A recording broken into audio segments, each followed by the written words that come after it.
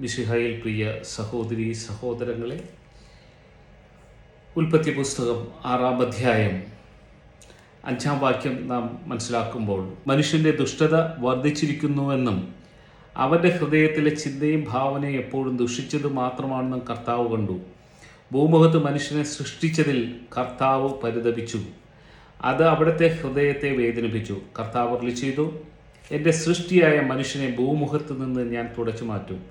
മനുഷ്യരെയും മൃഗങ്ങളെയും ഇഴജന്തുക്കളെയും ആകാശത്തിലെ പറവകളെയും ഞാൻ നാമാവശേഷമാക്കും. അവയെ സൃഷ്ടിച്ചതിൽ ഞാൻ ദുഃഖിക്കുന്നു. എന്നാൽ നോഹ കർത്താവിൻ്റെ പ്രീതിക്ക് പാത്രമായി. കർത്താവിൻ്റെ അമൂല്യമായ സ്നേഹമാണ് ഒരു വ്യക്തി കർത്താവിനോട് ചേർന്ന് നിന്നപ്പോൾ കർത്താവ് ആ കുടുംബത്തോട്, ആ സമൂഹത്തോട് കരുണ കാണിക്കുന്നു. ഇന്നും തിരുസഭയെ നയിക്കുന്നത് ഇതേ അമൂല്യമായ സ്നേഹം തന്നെയാണ്.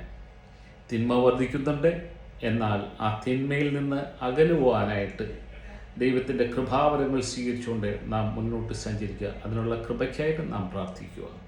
Brother Thomas George പാണാശ്ശേരി.